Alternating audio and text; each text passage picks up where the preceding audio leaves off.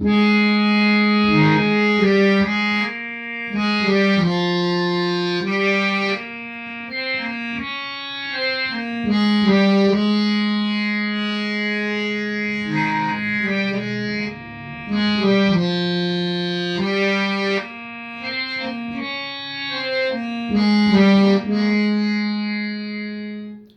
ਯਸੂ ਦੇ ਵਿੱਚ ਤੁਹਾਡੀ ਸਲਾਮਤੀ ਹੋਵੇ ਤੇ ਅਸੀਂ ਤੁਹਾਨੂੰ ਯਸੂ ਦੀ ਜ਼ਿੰਦਗੀ ਇਤਵਾਰ ਦਾ ਬਾਈਬਲ ਸਟੱਡੀ ਪ੍ਰੋਗਰਾਮ ਪੰਜਾਬੀ ਬਜ਼ਰੀਆ JCDC ਪ੍ਰੋਡਕਸ਼ਨ ਵਿੱਚ ਖੁਸ਼ ਆਮਦੀਦ ਕਹਿੰਦੇ ਹਾਂ।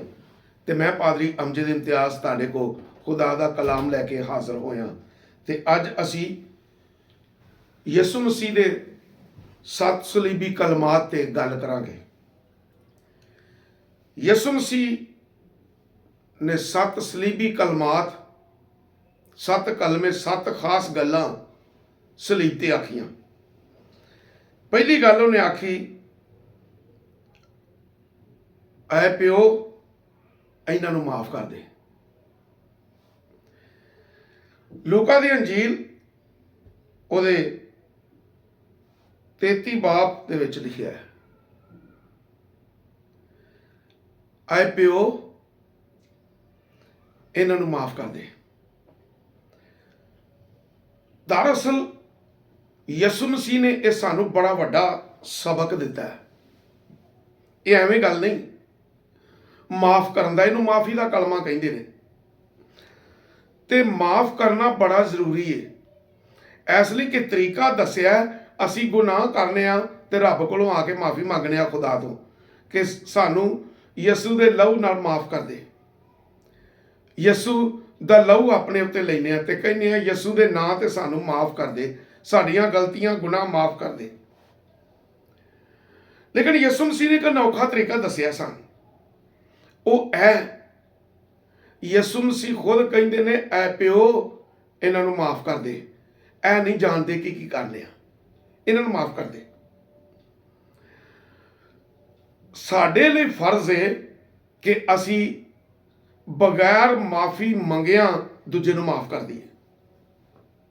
ਜਿਹੜਾ ਸਾਡਾ ਕਸੂਰ ਕਰਦਾ, ਸਾਡੀ ਗਲਤੀ ਕਰਦਾ, ਉਹਨੂੰ ਬਗੈਰ ਉਹਦੇ ਤੋਂ ਮਾਫੀ ਮੰਗਵਾਇਆ ਉਹਨੂੰ ਮਾਫ ਕਰ ਦਈਏ। ਇਸ ਲਈ ਕਿ ਖੁਦਾ ਆਸਮਾਨੀ ਬਾਪ ਵੀ ਸਾਡੇ ਗੁਨਾਹ ਬਗੈਰ ਮਾਫੀ ਮੰਗਿਆ ਮਾਫ ਕਰ ਦੇ। ਉਹਦਾ ਕੀ ਤਰੀਕਾਕਾਰ ਹੈ, ਕੀ ਰੀਜ਼ਨ ਹੈ? ਅਸੀਂ ਦੁਆਇ ਰਬਾਨੀ ਚ ਪੜ੍ਹਨੇ ਆ, ਜਿਸ ਤਰ੍ਹਾਂ ਅਸੀਂ ਇੱਕ ਦੂਸਰੇ ਦੇ ਕਸੂਰ ਮਾਫ ਕਰਨੇ ਆ, ਖੁਦਾ ਤੂੰ ਵੀ ਮਾਫ ਕਰ ਦੇ। ਤੇ ਜੇ ਅਸੀਂ ਬਗੈਰ ਮਾਫੀ ਮੰਗਿਆ ਉਹਨੂੰ ਮਾਫ ਕਰ ਦਿੰਦੇ ਆ ਤੇ ਖੁਦਾ ਵੀ ਸਾਨੂੰ ਬਗੈਰ ਮਾਫੀ ਮੰਗਿਆ ਮਾਫ ਕਰ ਦੇਗਾ। ਕਿੱਡਾ ਵੱਡਾ ਕੁੜੀਆ, ਕੈਸਾ ਰਾਜ਼ ਖੁਦਾ ਨੇ ਦਿੱਤਾ ਇਹ ਗੱਲ ਕਰਕੇ ਕਿ ਐ ਪਿਓ ਇਹਨਾਂ ਨੂੰ ਮਾਫ ਕਰ ਦੇ। ਕਿਉਂ ਉਹਨੇ ਕਿਹਾ ਇਹਨਾਂ ਲੋਕਾਂ ਨੂੰ ਤੇ ਇਬਲੀਸ ਇਸਤੇਮਾਲ ਕਰ ਰਿਹਾ, ਇਹਨਾਂ ਨੂੰ ਕੀ ਪਤਾ? ਕਿਉਂ?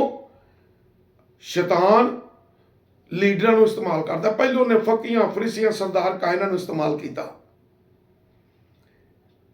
ਤੇ ਮੁੜ ਕੇ ਲੋਕਾਂ ਨੂੰ ਇਸਤੇਮਾਲ ਕੀਤਾ ਤੇ ਲੋਕਾਂ ਦੇ ਵਿੱਚੋਂ ਕੰਮ ਕਰ ਰਿਹਾ ਹੈ। ਤੇ ਲੋਕਾਂ ਦਾ ਕਸੂਰ ਕੀ ਹੈ? ਖੁਦਾ ਦੀ ਜੰਗ ਤੇ ਇਬਲੀਸ ਨਾਲ, ਸ਼ੈਤਾਨ ਨਾਲ। ਤੇ ਯਿਸੂ ਮਸੀਹ ਨੇ ਕਿਹਾ ਇਹ ਲੋਕ ਭੋਲੇ ਭਾਲੇ, ਇਹਨਾਂ ਨੂੰ ਕੀ ਪਤਾ ਹੈ, ਇਹ ਗਲਤੀਆਂ ਤੇ ਗਲਤੀਆਂ ਕਰਦੇ ਜਾਣ ਰਹੇ ਨੇ। ਤੇ ਯਿਸੂ ਮਸੀਹ ਨੇ ਪਿਓ ਅੱਗੇ ਦਰਖਾਸਤ ਕੀਤੀ ਕਿ ਇਹਨਾਂ ਨੂੰ ਮਾਫ ਕਰ ਦੇ। ਦੂਜਾ ਕਲਮਾ ਨਜਾਤ ਦਾ ਹੈ ਕਿ ਤੂੰ ਅੱਜ ਹੀ ਮੇਰੇ ਨਾਲ ਫਰਦੌਸ ਚ ਹੋਵੇਂਗਾ। ਇਹ ਵੀ ਲੂਕਾ ਦੀ ਅੰਜੀਲ ਉਹਦੇ 23 ਬਾਬ ਦੇ ਵਿੱਚ ਲਿਖਿਆ ਹੈ। ਇਨਸਾਨ ਜਦੋਂ ਯਿਸੂ ਮਸੀਹ ਨੂੰ ਬਤੌਰ ਬਾਦਸ਼ਾਹ ਇਕਰਾਰ ਕਰਦਾ ਹੈ, ਡਾਕੂ ਨੇ ਗਲਤੀਆਂ ਕੀਤੀਆਂ, ਗੁਨਾਹ ਕੀਤੇ, ਜੋ ਕੁਝ ਵੀ ਕੀਤਾ, ਲੇਕਿਨ ਉਹ ਆਪਣੇ ਗੁਨਾਹਾਂ ਦੀ ਸਜ਼ਾ ਲਈ ਸਲੀਬ ਤੇ ਨੇ। ਯਿਸੂ ਮਸੀਹ ਦੇ ਇੱਕ ਸੱਜੇ ਪਾਸੇ ਤੇ ਇੱਕ ਖੱਬੇ ਪਾਸੇ ਤੇ ਦਰਮਿਆਨ ਦੇ ਵਿੱਚ ਯਿਸੂ। ਜਦੋਂ ਇੱਕ ਡਾਕੂ ਯਿਸੂ ਤੇ ਤਨਕੀਦ ਕਰ ਰਿਹਾ, ਕਹਿੰਦਾ ਤੂੰ ਖੁਦਾ ਦਾ ਬੇਟਾ ਹੈ, ਅਗਰ ਤੂੰ ਕੋਈ ਕਰ ਸਕਣਾ ਤੇ ਕਰ, ਸਾਨੂੰ ਵੀ ਬਚਾ ਤੇ ਆਪ ਵੀ ਬਚ। ਲੇਕਿਨ ਯਿਸੂ ਮਸੀਹ ਕਹਿੰਦੇ ਨੇ ਚੁੱਪ, ਕੋਈ ਗੱਲ ਨਹੀਂ ਕਰਦੇ। ਦੂਜਾ ਡਾਕੂ ਉਹਨੂੰ ਡਾਂਟਦਾ ਹੈ, ਕਹਿੰਦਾ ਉਹ ਗੱਲ ਸੁਣ, ਅਸੀਂ ਤੇ ਆਪਣੇ ਗੁਨਾਹਾਂ ਦੀ ਸਜ਼ਾ ਪਾਣ ਡਏ ਆ, ਇਹਨੇ ਤੇ ਕੁਝ ਨਹੀਂ ਕੀਤਾ।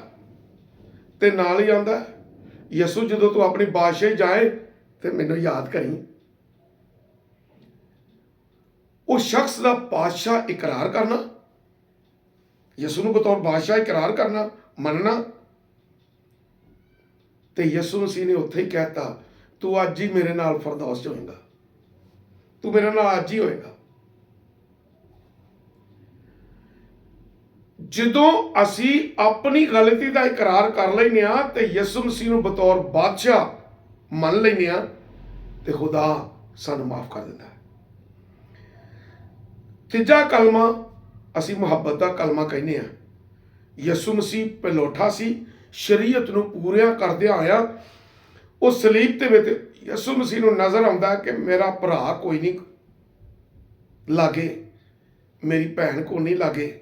ਉਹਨਾਂ ਆਪਣੇ ਦੋਸਤ ਨੂੰ ਕਿਹਾ, ਯੋਹੰਨਾ ਜਿਹੜਾ ਬੜਾ ਅਜ਼ੀਜ਼ ਸੀ, ਉਹਨੂੰ ਸੱਦਿਆ ਤੇ ਉਹਨੂੰ ਕਹਿੰਦੇ ਨੇ ਅੱਜ ਤੋਂ ਬਾਅਦ ਤੇਰੀ ਮਾਂ ਆਈ। ਤੇ ਮਾਂ ਨੂੰ ਆਂਦੇ ਨੇ ਤੇਰਾ ਪੁੱਤਰ ਐ ਵੇ। ਜ਼ਿੰਮੇਦਾਰੀ ਦੇ ਦਿੱਤੀ, ਬੰਦੋਬਸਤ ਕਰ ਦਿੱਤਾ ਕਿ ਦੁਨੀਆ 'ਚ ਰਹਿੰਦਿਆਂ ਮੈਂ ਪਲੋਠਾ ਸਾਂ ਤੇ ਮੈਂ ਹੁਣ ਦੁਨੀਆ ਤੋਂ ਜਾ ਰਿਹਾ, ਲੇਕਿਨ ਦੁਨੀਆਦਾਰੀ ਨਿਭਾਉਂਦਿਆਂ ਹੋਇਆਂ, ਸ਼ਰੀਅਤ ਨੂੰ ਪੂਰਿਆ ਕਰਦਿਆਂ ਹੋਇਆਂ ਉਹਨੇ ਮਾਂ ਦੀ ਜ਼ਿੰਮੇਦਾਰੀ ਪੂਰੀ ਕੀਤੀ ਤੇ ਉਹ ਆਪਣੇ ਦੋਸਤ ਦੇ ਹਵਾਲੇ ਕੀਤਾ। ਤੇ ਇਹਨੂੰ ਅਸੀਂ ਕਹਿੰਦੇ ਹਾਂ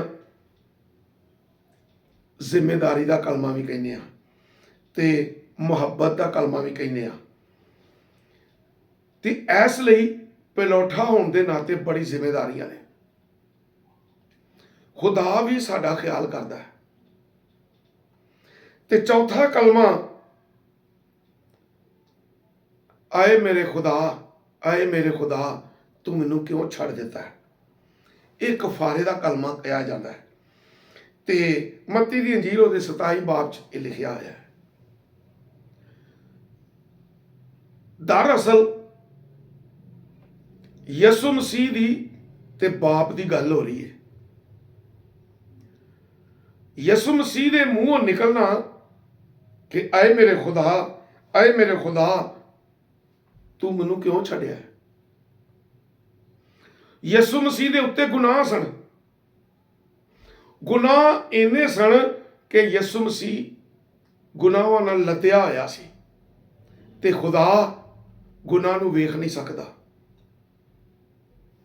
ਯਿਸੂ ਮਸੀਹ ਆਂਦੇ ਨੇ ਮੈਂ ਤੇ ਗੁਨਾਹ ਕੋਈ ਨਹੀਂ ਕੀਤਾ, ਮੇਰੀ ਜ਼ਾਤ ਨੇ ਕਿਹੜਾ ਕੀਤਾ, ਤੂੰ ਮੈਨੂੰ ਕਿਉਂ ਛੱਡਣ ਡਿਆ। ਲੇਕਿਨ ਲੋਕਾਂ ਦੇ ਗੁਨਾਹ, ਬਣੀ ਨੂੰ ਇਨਸਾਨ ਦੇ ਗੁਨਾਹ ਜਦੋਂ ਯਿਸੂ ਮਸੀਹ ਤੇ ਰੱਖ ਦਿੱਤੇ ਗਏ ਤੇ ਬਾਪ ਨੇ ਵੀ ਮੂੰਹ ਫੇਰ ਲਿਆ ਤੇ ਯਿਸੂ ਮਸੀਹ ਆਂਦਾ ਆਏ ਮੇਰੇ ਖੁਦਾ, ਆਏ ਮੇਰੇ ਖੁਦਾ ਤੂੰ ਮੈਨੂੰ ਕਿਉਂ ਛੱਡ ਦਿੱਤਾ। ਇਹ ਕਲਮਾ ਸਾਨੂੰ ਸਿਖਾਉਂਦਾ ਹੈ ਜਦੋਂ ਅਸੀਂ ਗੁਨਾਹ 'ਚ ਹੁੰਦੇ ਹਾਂ ਤੇ ਫਿਰ ਖੁਦਾ ਛੱਡ ਦਿੰਦਾ, ਤੇ ਜੇ ਅਸੀਂ ਗੁਨਾਹ 'ਚ ਨਹੀਂ ਹੁੰਦੇ ਤੇ ਫਿਰ ਖੁਦਾ ਸਾਡੇ ਲਾਗੇ ਹੁੰਦਾ ਹੈ। ਇਸ ਲਈ ਆਪਣੇ ਗੁਨਾਹਾਂ ਦੀ ਮਾਫੀ ਮੰਗਣਾ ਸਾਡੇ ਲਈ ਬੜਾ ਜ਼ਰੂਰੀ ਹੈ ਤਾਂ ਕਿ ਅਸੀਂ ਪਾਕ ਸਾਫ਼ ਹੋ ਕੇ ਖੁਦਾ ਦੇ ਹਜ਼ੂਰ ਆਈਏ ਤੇ ਆਸਮਾਨ ਦਾ ਖੁਦਾ ਬਾਪ ਸਾਡੀਆਂ ਜ਼ਰੂਰਤਾਂ ਵੀ ਪੂਰੀਆਂ ਕਰੇ ਤੇ ਸਾਡੀਆਂ ਅਸੀਂ ਜਿਹੜੀਆਂ ਗੱਲਾਂ ਕਹੀ ਉਹਨੂੰ ਮੰਨੇ ਵੀ। ਪੰਜਵਾਂ ਕਲਮ ਹੈ ਮੈਂ ਪਿਆਸਾ ਵਾਂ। ਦਰਅਸਲ ਗੱਲ ਸੁਣ ਲਓ, ਇਹ ਜਿਸਮਾਨੀ ਦੁੱਖ ਦਾ ਕਲਮਾ ਹੈ ਤੇ ਯੋਹੰਨਾ 19 ਬਾਬ 'ਚ ਲਿਖਿਆ ਹੋਇਆ। ਕਹਿੰਦਾ ਮੈਂ ਪਿਆਸਾ। ਰਾਤ ਦਾ ਯਿਸੂ ਮਸੀਹ ਨੂੰ ਫੜਿਆ ਹੋਇਆ, ਕੋਈ ਘਸੀਟਦਾ ਹੈ, ਕੋਈ ਮਾਰਦਾ, ਤਸ਼ੱਦਦ ਕਰਦਾ, ਥੱਪੜ ਮਾਰਦੇ ਨੇ, ਸਲੀਬ ਚੁਕਵਾਈ ਲੈ ਕੇ ਆਉਂਦੇ ਨੇ, ਇੰਨੀਆਂ ਬੇਇੱਜ਼ਤੀਆਂ ਕਰਦੇ ਨੇ, ਰਾਤ ਦਾ ਕੁਛ ਨਹੀਂ, ਯਾਨੀ ਪਾਣੀ ਤੱਕ ਕਿਸੇ ਨਹੀਂ ਪਿਆਇਆ, ਸਲੀਬ ਤੇ ਚੜਾਤਾ, ਖੂਨ ਵਗਣ ਡਿਆ। ਲੇਕਿਨ ਜਿਸਮਾਨੀ ਤੌਰ ਤੇ ਦੁੱਖ ਹੁੰਦਾ, ਉਹਦੇ ਨਾਲ ਪਿਆਸ ਲੱਗਦੀ ਹੈ ਤੇ ਕਹਿੰਦੇ ਨੇ ਮੈਂ ਪਿਆਸਾ ਵਾਂ। ਤੇ ਉਸ ਪਿਆਸ ਪਾਣੀ ਨਹੀਂ ਦਿੱਤਾ ਬਲਕਿ ਸਿਰਕਾ ਡਬੋ ਕੇ, ਸਪੰਜ ਡਬੋ ਕੇ ਸਿਰਕੇ ਨਾਲ ਤੇ ਯਿਸੂ ਮਸੀਹ ਦੇ ਮੂੰਹ ਤੇ ਲਾਤਾ। ਉਹ ਜ਼ਖਮਾਂ ਤੇ ਉਹ ਖਟਾਈ ਉਹ ਹੋਰ ਦੁੱਖ ਦੇਣ ਡਏ ਨੇ। ਅਸੀਂ ਅੱਜ ਵੀ ਗੁਨਾਹ ਕਰਨੇ ਆ ਤੇ ਅਸੀਂ ਯਿਸੂ ਨੂੰ ਦੁੱਖ ਹੀ ਦਿੰਦੇ ਆ। ਉਹਨੇ ਸਲੀਬ ਤੇ ਸਾਡੇ ਲਈ ਜਾਨ ਤੇ ਦਿੱਤੀ, ਲੇਕਿਨ ਅਸੀਂ ਫਿਰ ਵੀ ਦੁੱਖ ਦਿੰਦੇ ਆ। ਤੇ ਯਿਸੂ ਮਸੀਹ ਜਿਸਮਾਨੀ ਦੁੱਖ ਸਹਿੰਦਿਆਂ ਹੋਇਆਂ ਕਹਿੰਦੇ ਨੇ ਮੈਂ ਪਿਆਸਾ ਵਾਂ। ਤੇ 6ਵਾਂ ਕਲਮਾ ਕਹਿੰਦੇ ਨੇ ਜਿਹੜਾ ਫਤਿਹਮੰਦੀ ਦਾ ਕਲਮਾ ਹੈ, ਇਹ ਵੀ ਯੋਹੰਨਾ 19 ਬਾਬ ਚ ਲਿਖਿਆ ਹੈ। ਤੇ ਕਹਿੰਦੇ ਨੇ ਤਮਾਮ ਹੋ ਗਿਆ, ਯਾਨੀ ਉਹ ਜ਼ਿੰਮੇਦਾਰੀਆਂ ਜਿਹੜੀਆਂ ਬਾਪ ਨੇ ਦਿੱਤੀਆਂ ਸਨ ਉਹਨਾਂ ਨੂੰ ਪੂਰੀਆਂ ਕਰ ਦਿੱਤਾ, ਕਫਾਰਾ ਦੇ ਦਿੱਤਾ। ਲੇਕਿਨ ਉਹਦੇ ਨਾਲ ਅੱਗੇ ਹੋਰ ਵੀ ਲਿਖਿਆ,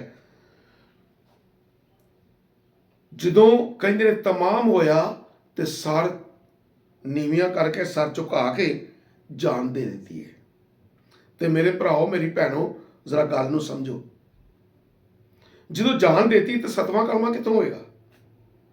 ਲੇਕਿਨ ਇਹਨੂੰ ਸਮਝਣ ਦੀ ਲੋੜ ਆ। 6ਵੇਂ ਕਲਮੇ ਚ ਕਹਿੰਦਾ ਤਮਾਮ ਹੁਆ, ਤੇ ਆਪਣੀ ਪੂਰੀ ਕੂਵਤ ਨਾਲ ਕਿਹਾ, ਜ਼ੋਰ ਲਾ ਕੇ ਕਿਹਾ ਕਿ ਤਮਾਮ ਹੁਆ, ਤੇ ਸਰ ਝੁਕਾ ਕੇ ਜਾਨ ਦੇਤੀ ਹੈ। ਜਾਨ ਬੰਦੇ ਦੇ ਖੂਨ ਦੇ ਅੰਦਰ ਹੁੰਦੀ ਹੈ। ਯਿਸੂ ਮਸੀਹ ਨੇ ਆਪਣਾ ਖੂਨ ਆਸਮਾਨੀ ਕੁਰਬਾਨਗਾਹ ਤੇ ਆਪਣਾ ਖੂਨ ਪੇਸ਼ ਕੀਤਾ। ਆ ਲਓ ਕੁਰਬਾਨਗਾਹ ਲਈ ਖੂਨ, ਮੈਂ ਪਾਕ ਤੇ ਬੇਅੈਬ ਹਾਂ, ਮੈਂ ਕੋਈ ਨਹੀਂ ਗੁਨਾਹ ਕੀਤਾ, ਇਹ ਲਓ ਖੂਨ ਤੇ ਇਹ ਚੜਾ ਦਿਓ ਤਾਂ ਕਿ ਕੁਰਬਾਨੀ ਕਬੂਲ ਹੋ ਜਾਏ ਤੇ ਸਾਰਿਆਂ ਦੇ ਗੁਨਾਹ ਮਾਫ ਹੋ ਜਾਣ। ਉਹ ਜਦੋਂ ਖੂਨ ਦੇ ਦਿੱਤਾ ਤੇ ਛਿੜਕਿਆ ਗਿਆ ਤੇ ਮਾਫੀ ਹੋ ਗਈ। ਤੇ 7ਵਾਂ ਕਲਮਾ ਹੈ ਜਿਹੜਾ ਸਪੁਰਦਗੀ ਦਾ ਕਲਮਾ ਹੈ, ਲੂਕਾ 23 ਬਾਬ ਚ ਲਿਖਿਆ ਹੈ, ਐ ਬਾਪ ਯਾਨੀ ਐ ਪਿਓ, ਮੈਂ ਆਪਣੀ ਰੂਹ ਤੇਰੇ ਹੱਥਾਂ 'ਚ ਦੇਣਾ ਵਾ। ਉਹਨੇ ਆਪਣੀ ਰੂਹ ਯਿਸੂ ਨੇ ਆਪਣੀ ਰੂਹ ਬਾਪ ਦੇ ਹੱਥ 'ਚ ਦਿੱਤੀ ਤੇ ਸਾਰੇ ਕੰਮ ਮੁਕੰਮਲ ਤੇ ਕਫਾਰੇ ਦਾ ਕੰਮ ਮੁਕੰਮਲ। ਇਹ 7 ਸਲੀਬੀ ਕਲਮਾਤ ਪੂਰੇ ਕਰਕੇ ਯਿਸੂ ਮਸੀਹ ਨੇ ਤੇ ਦੁਨੀਆ ਨੂੰ ਦੱਸਿਆ ਕਿ ਕਫਾਰਾ ਇਹ ਚੀਜ਼ ਜੇ, ਕੁਰਬਾਨੀ ਇਹ ਚੀਜ਼ ਜੇ, ਪਾਕ ਤੇ ਬੇਅਬ ਕੁਰਬਾਨੀ, ਜਿਹਦੇ ਨਾਲ ਸਾਰੀ ਦੁਨੀਆ ਦੀ ਕੁਰਬਾਨੀ ਕਬੂਲ ਹੋ ਗਈ। ਤੇ ਹੁਣ ਸਾਨੂੰ ਕੁਰਬਾਨੀਆਂ ਦੀ ਲੋੜ ਨਹੀਂ, ਹੁਣ ਖੁਦਾ ਦੇ ਹਜ਼ੂਰ ਆ ਕੇ ਮਾਫੀ ਮੰਗਣ ਦੀ ਜ਼ਰੂਰਤ ਹੈ। ਤੇ ਇਹ 7 ਸਲੀਬੀ ਕਲਮਾਤ ਜਿਨ੍ਹਾਂ ਨੂੰ ਮੈਂ ਥੋੜਾ ਪੇਸ਼ ਕੀਤਾ ਹੈ, ਅਗਰ ਅਸੀਂ ਇਹਨਾਂ ਤੇ ਗੌਰ ਕਰਨੇ ਆ ਤੇ ਸਾਡੀ ਜ਼ਿੰਦਗੀ ਇੰਜ ਖੁਦਾ ਨਾਲ ਚੱਲਦੀ ਹੈ, ਖੁਦਾ ਖੁਸ਼ ਹੁੰਦਾ ਹੈ ਤੇ ਖੁਦਾ ਦਾ ਪਾਕਰੂ ਵੀ ਖੁਸ਼ ਹੁੰਦਾ ਹੈ। ਤੇ ਆਈਏ ਅਸੀਂ ਆਪਣੀ ਜ਼ਿੰਦਗੀਆਂ ਖੁਦਾ ਦੇ ਹਵਾਲੇ ਕਰੀਏ ਤੇ ਉਹਦੀ ਮਰਜ਼ੀ ਨੂੰ ਪੂਰੀਆਂ ਕਰੀਏ। ਜਿਸ ਤਰ੍ਹਾਂ ਯਿਸੂ ਮਸੀਹ ਨੇ ਸਲੀਬ ਤੇ ਜਾਨ ਦੇ ਦਿੱਤੀ ਲੇਕਿਨ ਆਪਣੇ ਬਾਪ ਦੀ ਮਰਜ਼ੀ ਪੂਰੀ ਕੀਤੀ, ਤੇ ਅਸੀਂ ਵੀ ਬਾਪ ਦੀ ਮਰਜ਼ੀ ਨੂੰ ਪੂਰਾ ਕਰੀਏ। ਖੁਦਾ ਤੁਹਾਨੂੰ ਇਸ ਕਲਾਮ ਤੇ ਅਮਲ ਕਰਨ ਦੀ ਤੌਫੀਕ ਦੇਵੇ। ਆਮੀਨ।